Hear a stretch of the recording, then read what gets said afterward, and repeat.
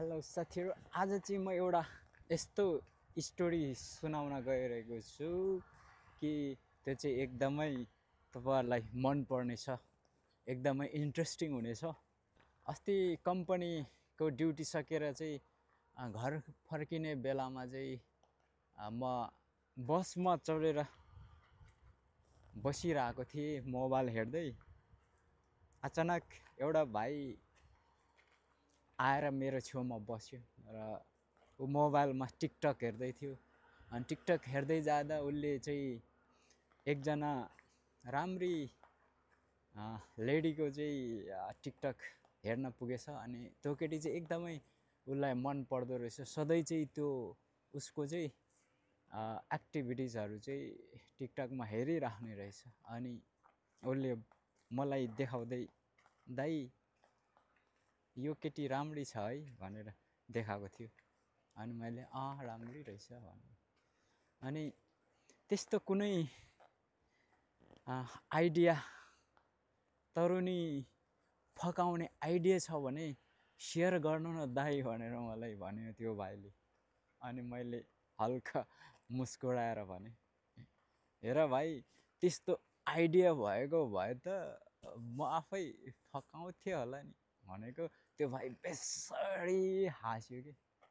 अनि हाँस्दै भन्यो, मान्छे बुढो भए पनि मन त बुढो हुन्न है दाइ भनेर हामी बेसरी हाँस्यो कि। बस हिँडिरहेको थियो, बसको झ्यालबाट बाहिर हेरिरहेको थिएँ। अनि त्यो कुराले चाहिँ मलाई पहिला हामी 14-15 वर्षको उमेरमा हुँदाको साथीहरूसँगको कुराको याद आयो कि।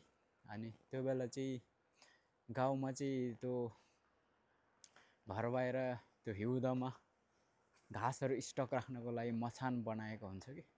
अनि त्यो मचानमा चाहिँ मुनि मकैको ढोड, अनि त्यसमाथि कोदाको नल, अनि माथि चाहिँ परालहरू राखेर चाहिँ घाँसहरू चाहिँ चाङ हालेर राख्ने हुन्छ। अनि त्यो मचानको घाँसमा चाहिँ हामी अब ठिटाहरू चाहिँ भेला भएर 4-5 जना हाम्रो मिल्ने साथीहरू भेटेर चाहिँ त्यो मचानमा माघ फागुनको महिनामा चाहिँ त्यहाँ सुत्ने गर्थ्यौँ कि।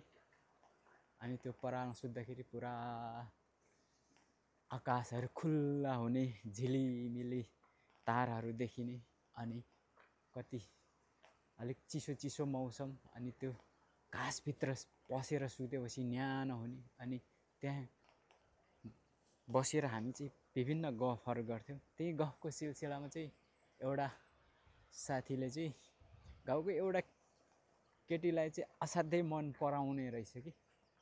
अनि त्यो केटीको बारेमा उसले कुरा गर्दै गयो। अनि म यस्तरी मन पराउँछु, त्यो केटी बिहे गर्न पाएँ भने त म स्वर्ग जान्छु होला जस्तो लाग्छ यार भन्थ्यो कि। अनि पछि गएर म चाहिँ अब त्यो गाउँमा बसिनँ, बाहिरै बसेँ। अनि त्यो साथीले चाहिँ अब के गरेर कता के अब मिलाएर बिहे चाहिँ त्यही केटीसँग गरेछ गर्न चाहिँ। अनि अहिले त्यो साथी चाहिँ यो संसारबाट बिदा भइसकेको छ, यो दुनियाँ छोडेर गइसकेको छ। तर स्वर्ग चाहिँ पुग्यो कि पुगेन भनेर एकचोटि सोध्न मन लागेको छ कि।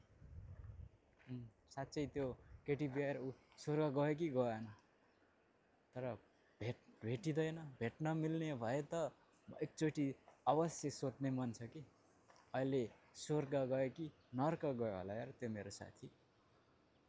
त्यही मलाई चाहिँ सधैँ खुल्दुली लागिरहेको छ कि।